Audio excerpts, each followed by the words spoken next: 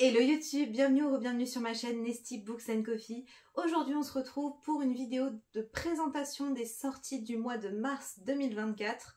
J'en ai noté un petit peu moins qu'en février, mais on a quand même de petites surprises qui nous attendent, je pense. Et c'est parti!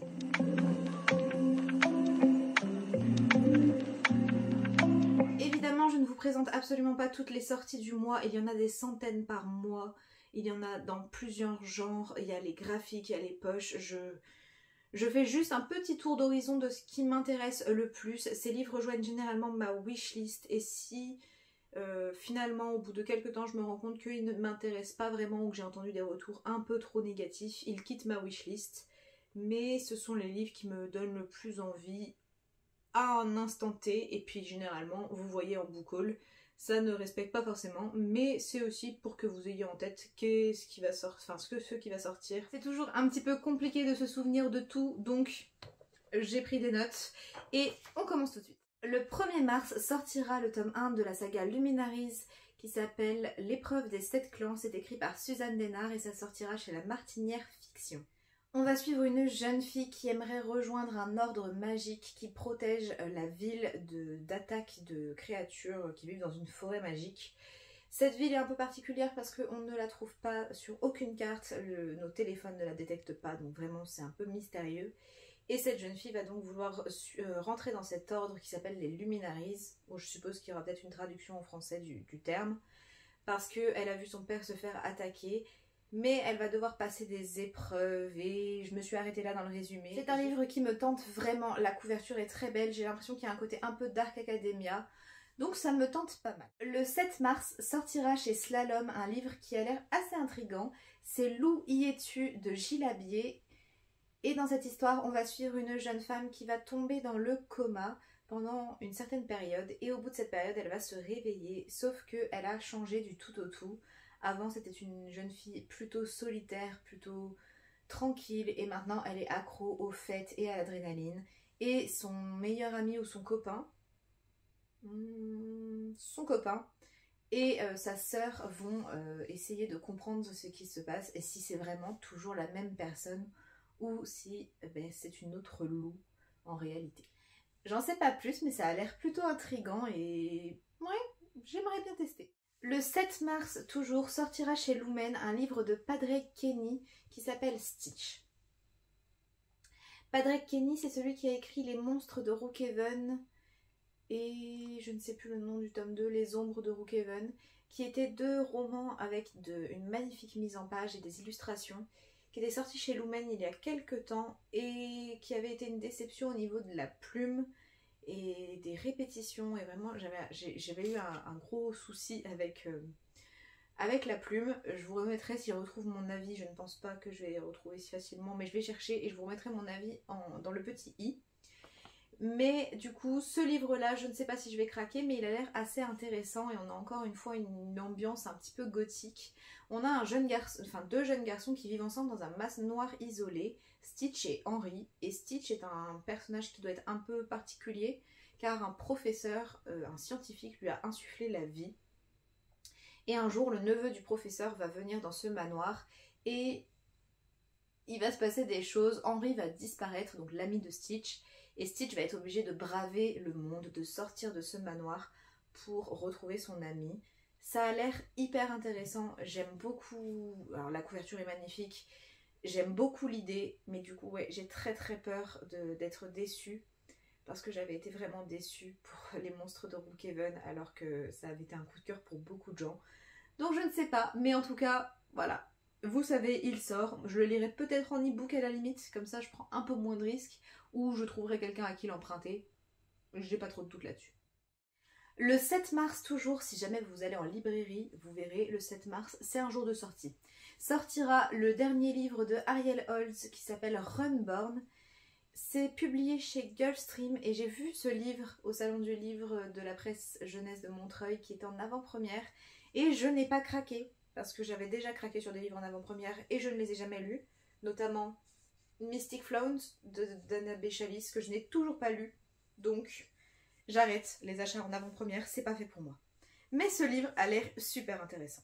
Si j'ai bien compris, on est dans de la mythologie nordique et je vais vous lire le résumé, je pense, parce que j'ai très peur de me mélanger les pinceaux. Né marqué d'une rune, Tyr est un Runborn, mais 2 siècles après le Ragnarok, les dieux nordiques ont été oubliés et le jeune homme ignore tout de son héritage. Lors d'un rite de passage organisé par la prêtresse de son village, Tyr, je sais pas d'ailleurs si on dit Tyr, tailleur, je ne sais pas du tout, découvre qu'il est, comme ses amis El et Bragi, pareil les noms, je ne suis pas sûre, le maillon d'une chaîne forgée bien avant sa naissance. Porteurs des pouvoirs d'une divinité, ils doivent réunir les 24 runes dispersées dans le monde pour redonner vie aux dieux. Il leur faudra pour cela convaincre les autres Runborn ou s'approprier leurs runes par la force. Face au chemin pavé de sang qui s'impose à eux, Tyr et ses compagnons sacrifieront-ils ce qu'ils sont pour accomplir leur mission sacrée. On est donc sur de la mythologie nordique et je fais toujours confiance à Gulfstream pour nous sortir des livres pépites. Ariel Holz, on ne le présente plus, il a quand même une certaine notoriété, donc j'ai très envie de découvrir ce livre. On change enfin de jour et le livre suivant, je ne vais pas vous faire de résumé parce que ça serait un spoil pour moi. Il s'agit de Percy Jackson, le tome 6, le Calice des Dieux, qui sortira le 13 mars, donc chez Albin Michel. On est ici sur la suite des aventures de Percy Jackson, très longtemps après la sortie du tome 5, que je n'ai pas lu. C'est le dernier tome de la saga originale et je ne l'ai pas lu, donc je n'ai pas regardé le résumé du tome 6. Je me doute bien que du coup, il s'en sort parce qu'il ne peut pas y avoir de tome 6 sans Percy Jackson.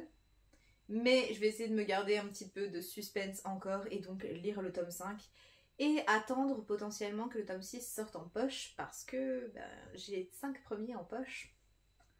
Donc on verra. Mais j'ai très hâte quand même, je suis super contente qu'il y ait un nouveau tome qui sorte. Et je me dis peut-être qu'il sera un petit peu plus mature, un peu plus pour les young adultes que jeunesse, étant donné que ça sort et que les fans ont vieilli. Donc, pourquoi pas? J'ai très hâte en tout cas. Je me suis noté une sortie poche qui me fait très envie depuis sa sortie en grand format, mais pour laquelle je n'ai toujours pas craqué. Et il s'agit de The Prison Healer, le tome 1 de Lynette Noni. Ça sortira le 13 mars également, chez PKJ, il me semble, en poche. On est ici sur une fantaisie où on va suivre Kiva, une jeune fille de 17 ans, qui vit dans une prison et qui est guérisseuse. Elle est dans cette prison parce qu'elle fait partie des rebelles et un jour la reine rebelle va arriver dans la prison. Elle est vraiment très mal en point et Kiva, en plus de tenter de la guérir, va essayer de sauver sa place, de participer à des épreuves. J'ai pas trop compris pourquoi, mais je ne veux pas en savoir plus. Ce livre me donne super envie. Je sais que ça a été un coup de cœur pour beaucoup de monde. Et la trilogie est déjà sortie au complet. Ou en tout cas, le 3e tome devrait sortir très bientôt. Donc j'ai vraiment très hâte de lire ce livre et je suis trop contente qu'il sorte en poche. Le 14 mars sortira chez De Saxus Les 7 saints sans visage. C'est assez dur à dire. C'est écrit par M. Kalob et on est ici dans une histoire fantasy. Je vais vous lire le résumé également parce que j'ai très peur de raconter des bêtises, mais il a l'air génial. Les saints sont miséricordieux, toutes les histoires en témoignent, mais elles racontent aussi qu'ils ont soif de sang.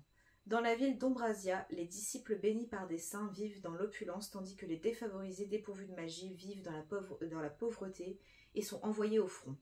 Bénie par patience, Rose déteste cette injustice. Emplie de haine depuis l'assassinat de son père, elle est prête à tout pour démanteler le système corrompu.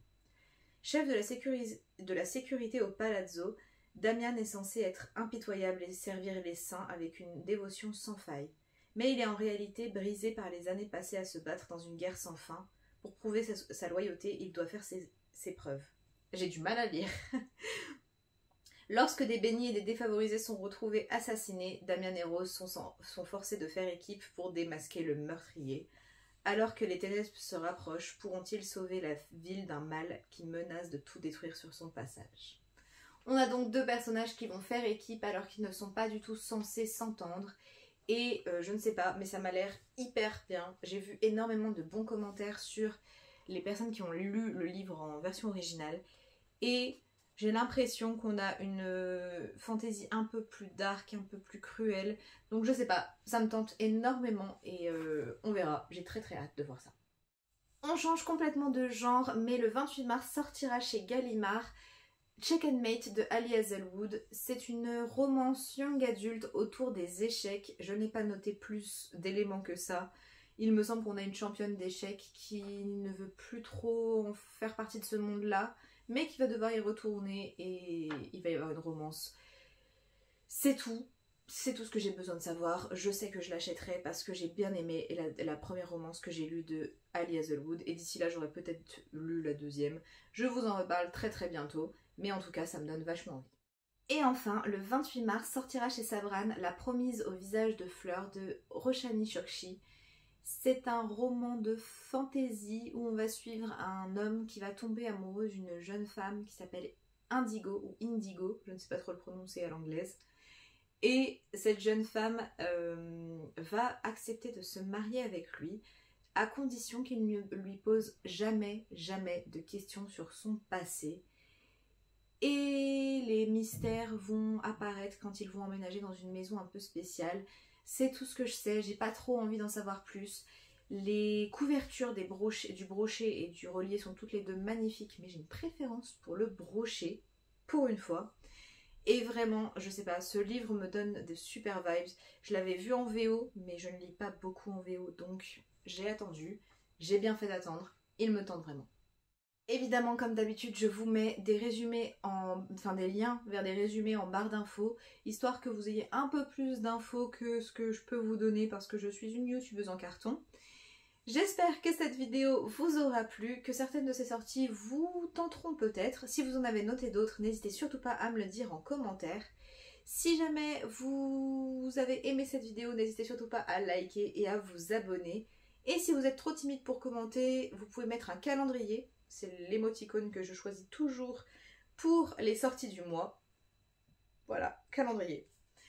Moi je vous dis à très bientôt dans une prochaine vidéo et d'ici là, prenez soin de vous. Bye!